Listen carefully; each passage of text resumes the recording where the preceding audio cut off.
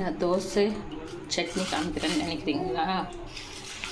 கும்பகோணம் தக்காளி சட்னிங்க. டேஸ்ட்டாகவும் அருமையாகவும் அவ்வளோ இதுவாக இருக்குது. வாங்க இது எப்படி செய்யுதுன்னு பார்க்கலாம். வீடியோக்குள்ளே போகிறதுக்கு முன்னாடி முதல் முறையாக நம்ம சேனலை பார்க்கணும். சப்ஸ்கிரைப் பண்ணிங்க, கீழே பெல் பட்டன் அழுத்துங்க. அப்போ தான் நான் போடுற வீடியோலாம் உடனுக்குடனே வரும். வாங்க நம்ம வீடியோக்குள்ளே போகலாம். கேஸ் பற்ற வச்சு கடாய் அடுப்பு மேலே வச்சிங்கன்னா சூடு ஏறிடுச்சு. ஒரு கரண்டி எண்ணெய் ஊற்றிக்கலாம். எண்ணெய் காஞ்சிட்டு சீரகம் போட்டுக்கலாம். சீரகம் நல்லா பொரியட்டும்.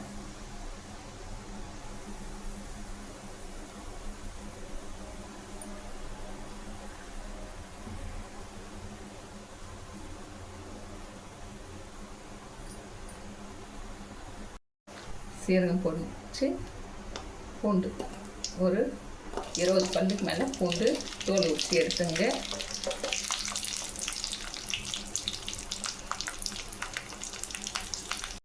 அது கூட பச்சை கரையாப்பில்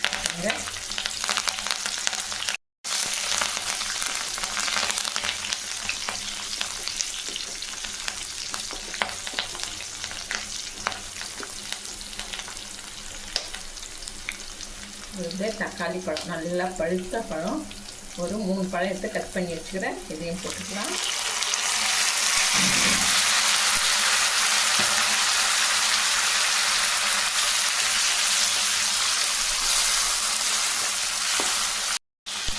தக்காளி நல்லா வதங்கணும்.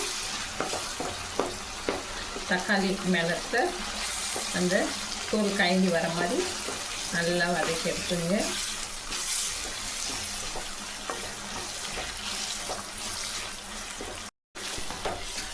நல்லா வதங்கி வந்துடுச்சு பாருங்க.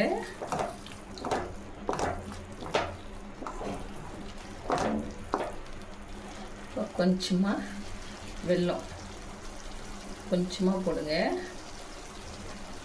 போட்டால் கொஞ்சம் டேஸ்ட் அதிகமாக கொடுக்கும்.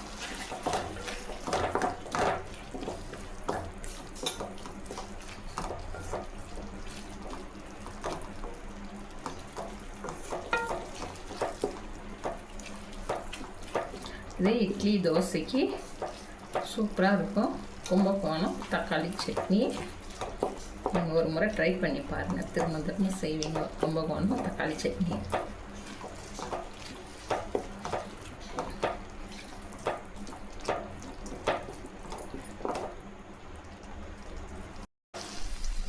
அது கூடவே ஒரு சின்ன நெல்லிக்காய் அளவுக்கு புளி போட்டுக்கலாம்.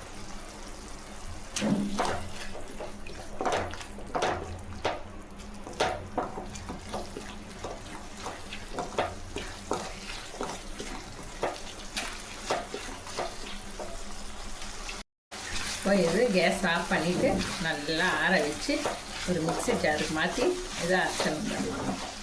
கேஸ் ஆஃப் பண்ணிக்கலாம். இது ஆறட்டும்.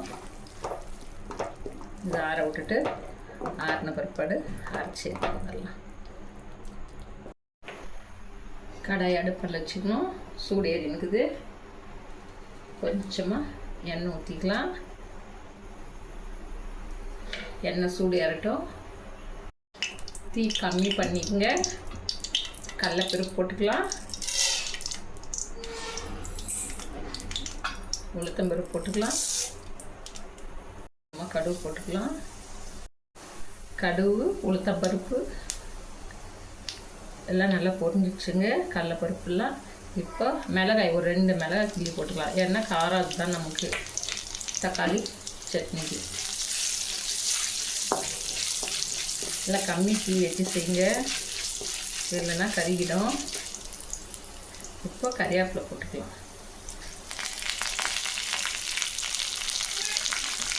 நம்ம அரைச்சி வச்சு தக்காளி எல்லாம் வதக்கி அரைச்ச மாதிரி அதை இதில் சேர்த்துக்கலாம்.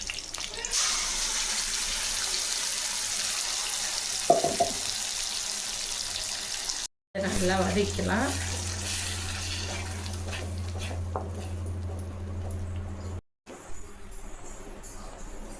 இதில் கொஞ்சமாக உப்பு சேர்த்துக்கலாம். சுவைக்கேற்ற உப்பு சேர்த்துக்குங்க. இப்போ தீ கொஞ்சம் அதிகம் பண்ணிக்கலாம்.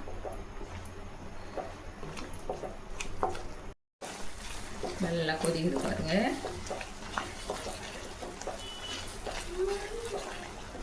இது ஒரு 2 நிமிஷம் விட்டு இறக்கலாங்க. நல்லா கொதிக்கிறப்ப தீ கம்மி பண்ணிக்கலாம்.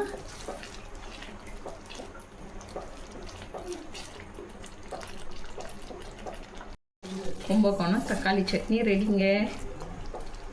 இட்லி தோசைக்கு அவ்வளோ அட்டகாசமாக இருக்கும். பார்க்கும்போதே இட்லி இப்போவே சூடாக போட்டு சாப்பிட்லாமான்னு இருக்குதுங்க. நம்ம கேஸ் ஆஃப் பண்ணிக்கலாம். தக்காளி சட்னியில் நம்ம உளுத்தம்பருப்பு கடலப்பருப்பெல்லாம் போட்டிருக்கோம். அதை நம்ம தொட்டு சாப்பிட்றப்போ அந்த பல்லில் கடிப்படுறப்ப அது மென்று சாப்பிட்டோம்னா அவ்வளோ நல்லாயிருக்கும். தக்காளி சட்னி கடலப்பருப்பான்னு அதிகம் போட்டு செஞ்சு பாருங்கள், சூப்பராக இருக்கும். சுவையான கும்பகோணம் தக்காளி சட்னி ரெடிங்க.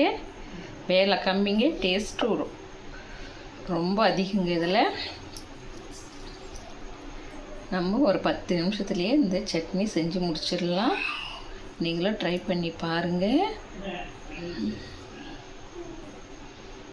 முறை தோசை ஊற்றி இந்த சட்னி தொட்டு சாப்பிட்டோம்னா அவ்வளோ நல்லாயிருக்கும். இட்லிக்கும் நல்லா பூவாட்ட இட்லிங்க. இதையும் தொட்டு சாப்பிட்டோம்னா அவ்வளோ நல்லாயிருக்கும். நல்லா தொட்டு கும்பகோணம் தக்காளி சட்னி சூப்பராக இருக்குங்க. நீங்களும் செஞ்சு எப்படி இருக்குதுன்னு பார்த்து கமெண்ட் பண்ணுங்கள். நம்ம அடுத்த வீடியோவில் சந்திக்கலாங்க.